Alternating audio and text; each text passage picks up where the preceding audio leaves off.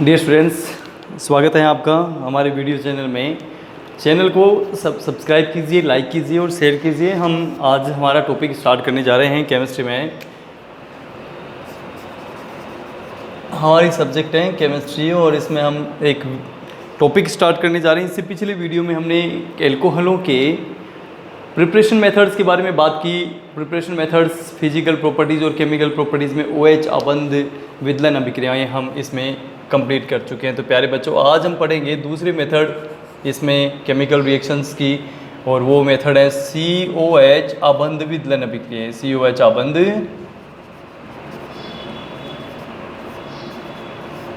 विदलन अभिक्रियाएं। COH अबंध विदलन अभिक्रियाओं के बारे में हम प्यारे बच्चों बात करते हैं। तो देखिए, COH अबंध विदलन में सबसे पहले हम बात करेंगे HX मॉलिक्यूल के साथ अभिक्रिया, हाइड्रोजन हैलाइड के साथ में अभिक्रिया। सबसे पहली रिएक्शन हम इसमें स्टार्ट करने जा रहे हैं। फर्स्ट रिएक्शन HX के साथ, HX के साथ अभिक्रिया, हाइड्रोजन हैलाइड के साथ में अभिक्रिया के बारे में हम बात करते हैं। तो देखिए, HX के साथ में हम ले लेते हैं CH3CH2OH एथेनॉल, और इस एथेनॉल की अभिक्रिया हम करा देते हैं ZnCl2 की उपस्थिति में HCl के साथ में, HBr के साथ में अभिक्रिया करवा देते हैं और HI के साथ में अभिक्रिया करा देते हैं। तो प्यारे बच्चों, आप देखते हो कि सभी में यदि HCl के साथ अभिक्रिया होती है तो H2O निकल जाएगा बाहर, Cl ऐड हो जाएगा। अगर HBr के साथ होती है तो H2O निकल जाएगा और Br ऐड हो जाएगा, और तीसरी रिएक्शन HI में I ऐड हो जाएगा। उत्पाद क्या बन जाएगा हमारे लिए? CH3CH2 Cl, CH3CH2 Br and CH3CH2 I। इस प्रकार से हमारे पास उत्पाद बन जाते हैं। नाम क्या है प्यारे बच्चों? पहले का नाम क्लोरोएथेन, दूसरे का ब्रोमोएथेन और तीसरे का आयोडोएथेन। आयोडोएथेन का निर्माण हो जाता है, और सब में से क्या निकल जाता है प्यारे बच्चों? वाटर मॉलिक्यूल बाहर निकल जाता है। ठीक है, ये हमारी अभिक्रिया हैं HX के साथ में हम करते हैं। तो नंबर सेकंड अभिक्रिया के बारे में बात करें। नंबर सेकंड मेथड है हमारी प्यारे बच्चों HX के साथ में फॉस्फोरस हैलाइड PCl3 व PCl5 के साथ अभिक्रिया। PCl3 व PCl5 के साथ में अभिक्रिया हम कर रहे हैं। तो PCl3 और PCl5 के साथ प्यारे बच्चों हम बात करते हैं। देखो, PCl3 और PCl5 के साथ में हम अभिक्रिया करें तो इसमें हम करेंगे CH3CH2OH एथेनॉल, इसकी रिएक्शन PCl3 के साथ, और CH3CH2OH इसी एथेनॉल की अभिक्रिया PCl5 के साथ करते हैं। ठीक है, PCl3 और PCl5 के साथ अभिक्रिया। तो PCl3 के साथ हम क्या करेंगे प्यारे बच्चों? इसमें 3 एथिल एल्कोहल के अणु ले लेंगे हम। 3 Cl हमारे पास है, इसको हम इस प्रकार से लिख सकते हैं PCl3 को, और हम क्या करें, यहाँ से बॉन्ड डिसोसिएट करेंगे तीनों में। 3CH3CH2 और कितने Cl है? 3 Cl है। क्या बन जाएगा हमारे पास उत्पाद? एथिल क्लोराइड 3CH3CH2Cl, एंड अलग उत्पाद क्या बन गया हमारे पास में? H3PO3 phosphorous acid. ठीक है, इसके बाद में CH3CH2OH PCl5 के साथ अभिक्रिया करेंगे। इसमें हम क्या करेंगे प्यारे बच्चों? इसमें PCl5 को किस प्रकार से लिख लेंगे? PCl और Cl एंड Cl। इस प्रकार से COH अबंध का विदलन हम इसमें से कर देंगे। इस प्रकार से COH अबंध का विदलन किया तो क्या निकल जाएगा? POCl3 HCl बन गया हमारे पास में, और CH3CH2Cl। उत्पाद क्या बन गया? CH3CH2Cl प्लस POCl3 और प्लस HCl। ठीक है, इस प्रकार से उत्पाद बन जाता है हमारे पास में एथिल क्लोराइड POCl3 और HCl PCl3 और PCl5 के साथ अभिक्रिया के द्वारा हम इस प्रकार से एथिल क्लोराइड का निर्माण करते हैं। एल्कोहल की अभिक्रिया नंबर सेकंड यहाँ पर हम कंप्लीट कर चुके हैं। इसके बाद देखिए,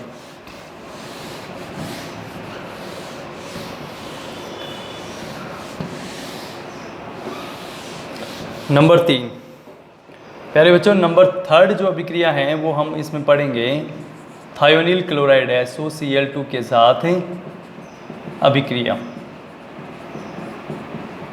SOCl2 के साथ अभिक्रिया, थायोनिल क्लोराइड के साथ अभिक्रिया करेंगे। तो एथेनॉल का फॉर्मूला लिख लिया CH3CH2OH plus SOCl2 thionyl chloride, ये अभिक्रिया पिरिडीन की उपस्थिति में होती है।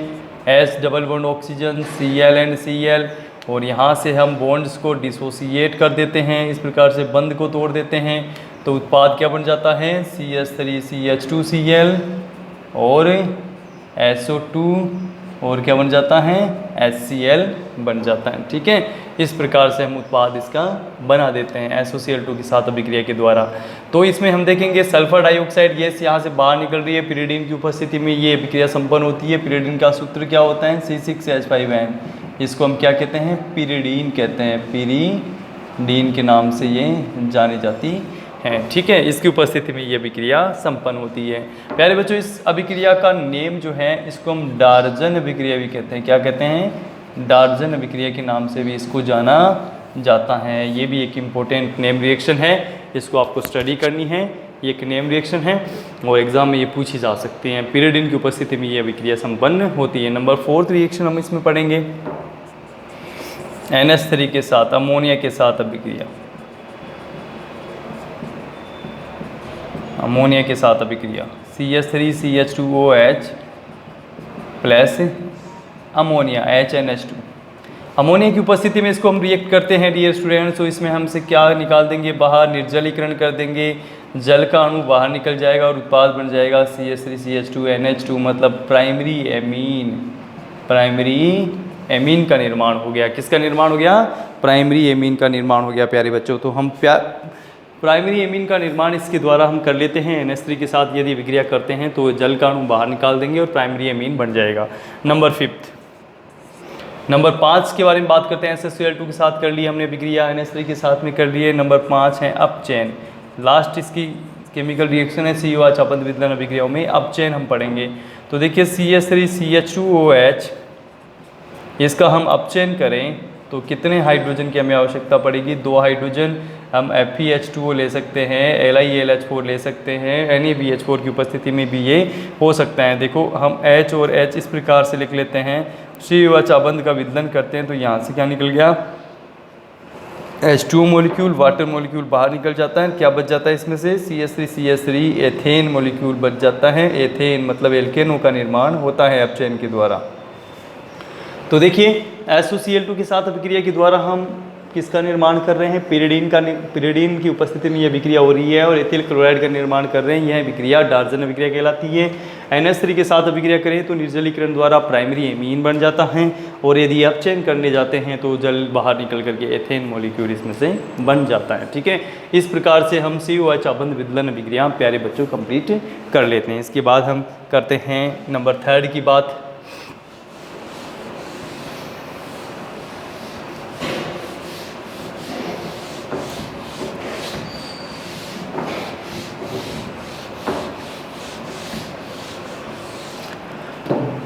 नंबर 3 की बात करते हैं प्यारे बच्चों। तो इसमें हम पढ़ेंगे, देखो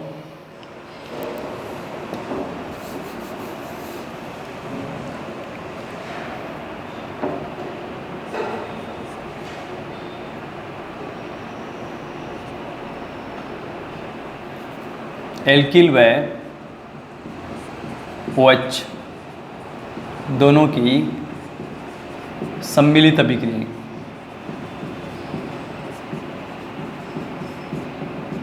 दोनों की सम्मिलित अभिक्रिया। तो दोनों की सम्मिलित अभिक्रियाओं के बारे में बात करते हैं डियर स्टूडेंट्स। तो हम सबसे पहले इसमें बात करेंगे एल्किल व OH दोनों की सम्मिलित अभिक्रियाओं में। नंबर 1 निर्जलीकरण। क्या पढ़ेंगे, निर्जलीकरण मतलब जल का बाहर निकलना। निर्जलीकरण मतलब जल क्या हो जाएगा, बाहर निकल जाएगा। ये अभिक्रिया जिसे हम ले लेते हैं, जैसे CH3CH2OH हमने लिया, CH3CH2OH एथेनॉल। इस एथेनॉल को हमने क्या कर दिया, कंसनट्रेट H2SO4 की उपस्थिति में हम अभिक्रिया करते हैं, निर्जलीकरण करते हैं, जल का अणु बाहर निकल जाएगा हमारे पास में। उत्पाद क्या बन जाएगा हमारे लिए, कंसनट्रेट H2SO4 की उपस्थिति में यदि ये अभिक्रिया 333 केल्विन पे होती है और इसमें 2 अणु अगर इसके शामिल होते हैं तो जल बाहर निकल करके क्या हो जाता है, CH3CH2O CH2CH3 मतलब डाई एथिल ईथर का निर्माण हो जाता है। ठीक है, H2O इसमें से क्या निकल जाएगा, बाहर निकल जाएगा। लेकिन यदि ये अभिक्रिया ज़्यादा तापमान पर होती है, जैसे CH3CH2OH, और वही हम कंसनट्रेट H2SO4 यूज़ करते हैं और 413 केल्विन के लगभग ये अभिक्रिया होती है। तो इसमें से जल तो बाहर निकलेगा ही, ठीक है। मेथिल ग्रुप से क्या निकल जाएगा, जल बाहर निकल जाएगा और एक एथीन मॉलिक्यूल का निर्माण हो जाता है निर्जलीकरण द्वारा। हाइड्रोजन निकल गया, OH यहाँ से निकल गया, जल बाहर निकल करके क्या बन गया, एथीन मॉलिक्यूल का निर्माण यहाँ पर हो जाता है, ठीक है। पहले निर्जलीकरण के द्वारा क्या बन रहा था, ईथर बन गया, दूसरे निर्जलीकरण के द्वारा क्या बन गया, एथीन मॉलिक्यूल का निर्माण हो गया। अब देखिए प्यारे बच्चों, हम इसकी मैकेनिज्म के बारे में बात करते हैं, इसकी क्रियाविधि के बारे में बात करते हैं। निर्जलीकरण के हम मैकेनिज्म पढ़ेंगे,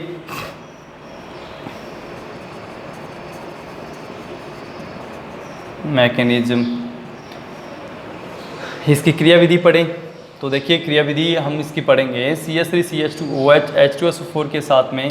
तो सबसे पहले हम क्या करेंगे, H2SO4 को वियोजित करेंगे, तो ये वियोजित हो जाएगा H positive and HSO4 negative में। अब हम स्टेप फर्स्ट यूज़ करेंगे, स्टेप फर्स्ट, और स्टेप फर्स्ट में होता क्या है, हम CH3CH2OH ले लेते हैं एथेनॉल, और इसकी अभिक्रिया हम किसके साथ, H+ के साथ कर देते हैं। और H+ के साथ करेंगे, वी नो दैट, हम जानते हैं कि ऑक्सीजन पे क्या होते हैं, लोन पेयर इलेक्ट्रॉन्स, और ये जो H पॉजिटिव है कहाँ जाके जुड़ेगा, ये ऑक्सीजन के एकाकी इलेक्ट्रॉन युग्म के साथ बंध बनाएगा।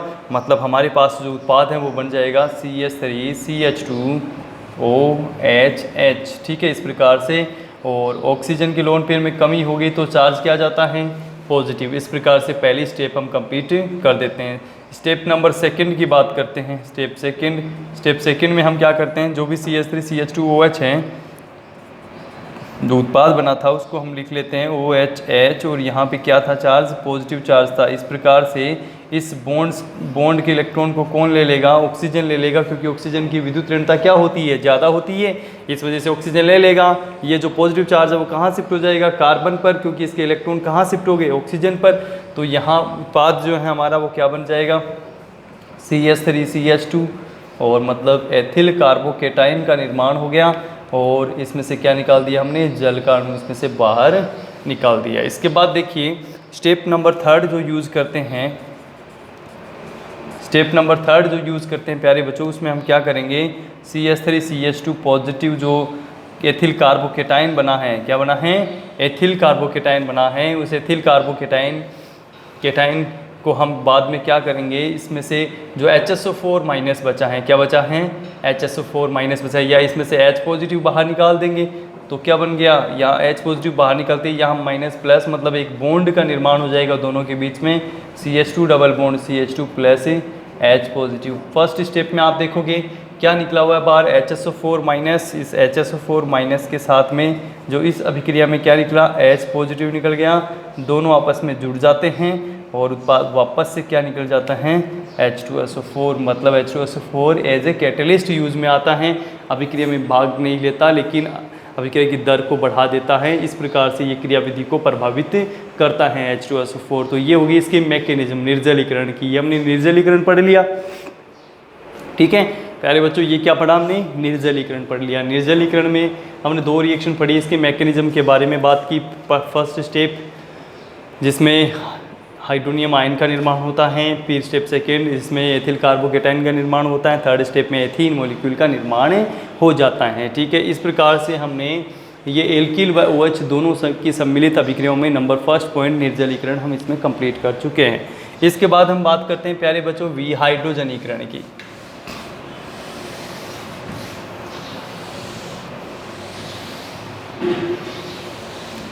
इससे पहले देखिए ये हमने कंप्लीट कर लिया है। अब देखिए सेटजेफ रूल इसमें कैसे लगता है। जैसे मान लो हम निर्जलीकरण करते हैं, एक एल्कोहल हमने लिया CH3CHOH CH3, ठीक है, ये हमने ले लिया है, ठीक है।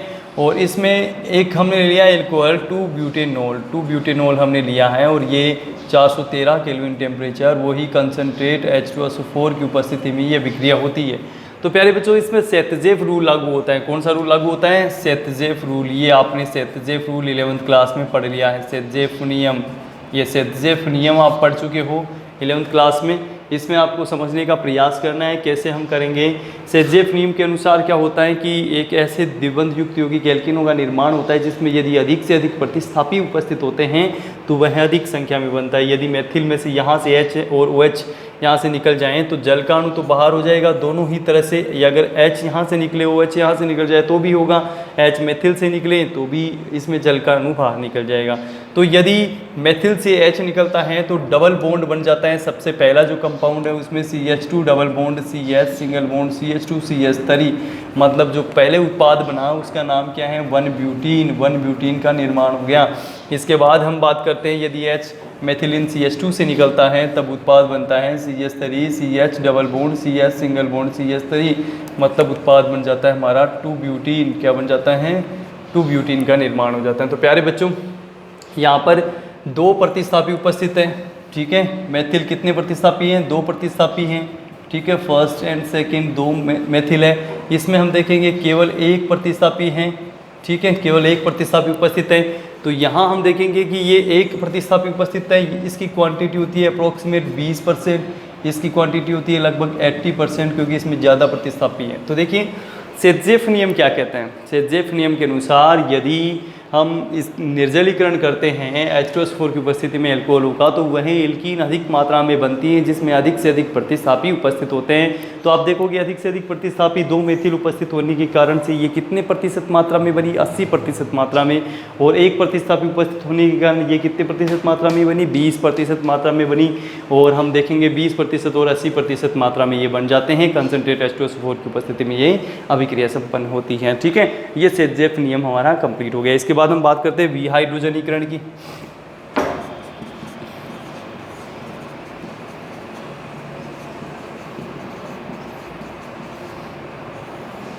विहाइड्रोजनीकरण में प्यारे बच्चों प्राइमरी एल्कोहल CH3 CH2OH ये हमने ले लिया primary alcohol. Secondary alcohol CH3 CH3 CHOH ये हम ले लेते हैं सेकेंडरी एल्कोहल। और फिर tertiary alcohol CH3 CH3 CCH3OH ये हमने ले लिया टर्सरी एल्कोहल।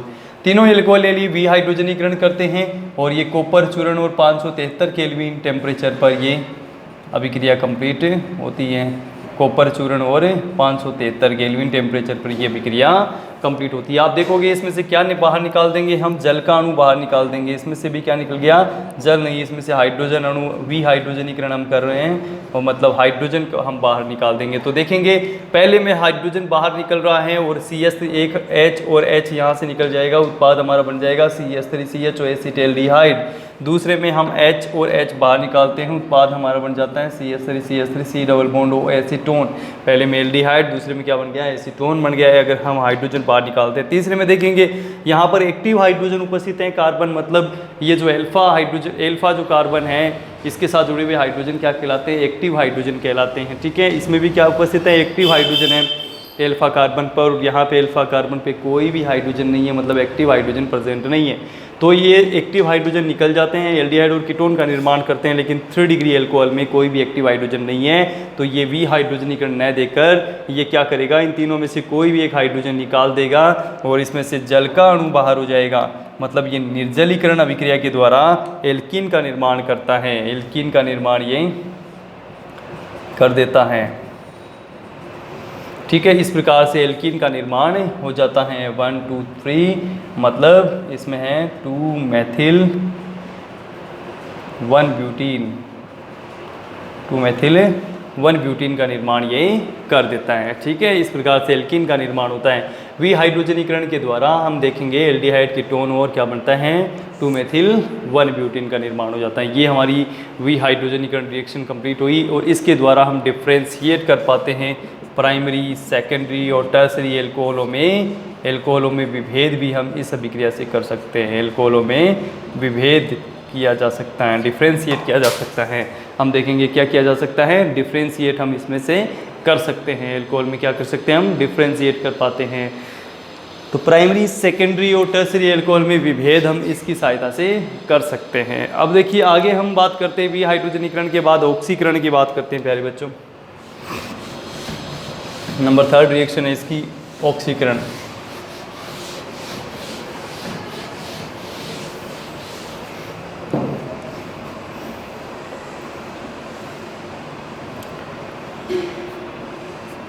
नंबर 3 है ऑक्सीकरण। प्यारे बच्चों, तीनों की ऑक्सीकरण की बात करते हैं, प्राइमरी, सेकेंडरी और टर्सरी एल्कोहल की। तो प्राइमरी एल्कोहल CH3CH2OH ये क्या करेगा, ऑक्सीकृत होगा KMnO4 की उपस्थिति में। और ये हम ले लेते हैं सेकेंडरी एल्कोहल, ये भी ऑक्सीकृत होगा किसकी उपस्थिति में, KMnO4 की उपस्थिति में। और यदि हम लेते हैं नंबर 3 डिग्री एल्कोहल CH3CH3OH ऑक्सीकरण होगा KMnO4 की उपस्थिति में। तो प्यारे बच्चों, इसका ऑक्सीकरण करेंगे तो जल का अणु बाहर निकल जाएगा। क्या निकल जाएगा, जल का अणु बाहर निकल जाएगा। इसमें हम जल का अणु बाहर निकाल देंगे। इसमें से भी क्या करेंगे, HH N ऑक्सीजन, कितना, जल का अणु। इसमें क्या बच गया, CH3CH, एक हाइड्रोजन निकल गया था, N ऑक्सीजन बच गया, मतलब CH3CHO एसिटाल्डिहाइड बन जाता है इसमें भी। ठीक है, सेकंड में से H और ये ऑक्सीजन H2O बाहर कर दिए। कार्बन और ऑक्सीजन के बीच में 2 बंध टूटने के कारण एक नया बंध और बन जाता है, मतलब उत्पाद हमारा क्या बन जाता है, एसीटोन का निर्माण हमारे पास में हो जाता है। ठीक है, नंबर 3 की बात करें तो इसमें भी हम क्या करेंगे, इसमें ऑक्सीकरण करेंगे तो इसमें से हमारा कीटोन तो बन ही जाएगा, यहाँ से ही कीटोन बन जाएगा, H यहाँ से निकल जाएगा। ठीक है, यहाँ हम देखेंगे इसके अंदर भी ऑक्सीकरण करने पर ये हमारा कीटोन जो है ये बाहर निकल जाएगा, CH3 C डबल बॉन्ड और CH3, फिर हमारे पास क्या बच जाता है, CH3H, मतलब हमारे पास HCOOH फॉर्मिक एसिड का निर्माण भी हो जाता है। कीटोन और फॉर्मिक एसिड का निर्माण हमारे टर्सरी एल्कोहल की सहायता से हम कर सकते हैं। ये हमारी कहलाती है ऑक्सीकरण अभिक्रिया। ये जो ऑक्सीकरण अभिक्रिया है ये भी 1 डिग्री, 2 डिग्री और 3 डिग्री एल्कोहलों में विभेद के काम में आती है। विभेद भी इसकी सहायता से किया जा सकता है। ठीक है, तो ये आप इसमें कंप्लीट कर सकते हो। CH3CH2OH ये सब इनकी सहायता से हम कर सकते हैं, निर्माण कर सकते हैं। एल्डिहाइड कीटोन और कार्बोक्सिलिक एसिड का निर्माण भी इसकी सहायता से हो सकता है। ठीक है, अब ये हमारी जो है OH और एल्किल ग्रुप की सम्मिलित अभिक्रियाएं हैं ये हम इसमें कंप्लीट कर चुके हैं प्यारे बच्चों। इसके बाद आगे हम स्टडी करते हैं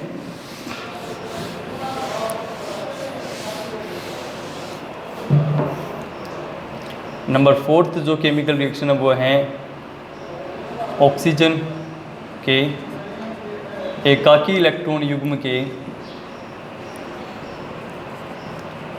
के कारण होने वाली अभिक्रियाएं। तो एकाकी इलेक्ट्रॉन युग्म के कारण होने वाली अभिक्रियाएं हैं प्यारे बच्चों। सबसे पहले हम इसमें एल्कोहल ले लेते हैं, CH3CH2OH। ये एल्कोहल या ये ऑक्सीजन के ऊपर हम जानते हैं एकाकी इलेक्ट्रॉन युग्म होते हैं।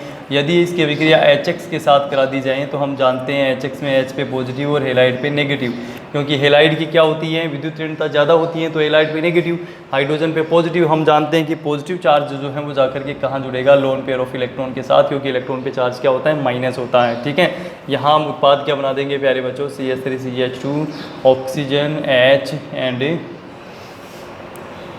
H पॉजिटिव जो है वो जाके जुड़ जाता है H। ठीक है, इसके पास चार्ज क्या गया, पॉजिटिव, और जो X है उसके ऊपर चार्ज क्या आ जाता है, नेगेटिव।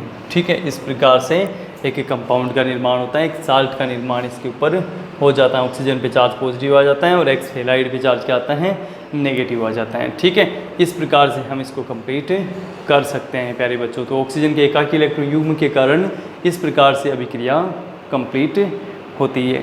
ठीक है, और इसी के साथ हम केमिकल रिएक्शंस जो एल्कोहल की है वो पढ़ चुके हैं। एल्कोहल की केमिकल रिएक्शंस हम स्टडी कर चुके हैं। अब आपसे इसमें क्वेश्चन जो दिए जा रहे हैं उनको आपको सोल्व करना है इस टॉपिक से जो आज पढ़ाया है। क्वेश्चन नंबर 1 है आपके लिए, आप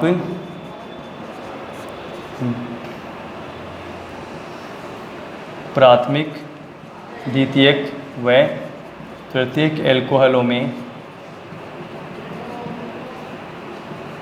विभेद कैसे करोगे। क्वेश्चन नंबर 2 है प्यारे बच्चों आपके लिए, एथेनॉल तृतीयक ब्यूटिल एल्कोहल से तृतीयक ब्यूटिल एल्कोहल से फॉर्मिक अम्ल का निर्माण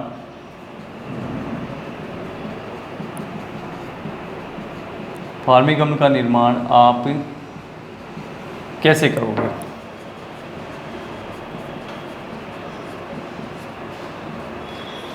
तो प्यारे बच्चों 2 क्वेश्चन आपके लिए इस टॉपिक में दिए गए हैं, तो ये सोल्व करोगे आप और कमेंट बॉक्स में टाइप करके इसका आंसर आपको देना है।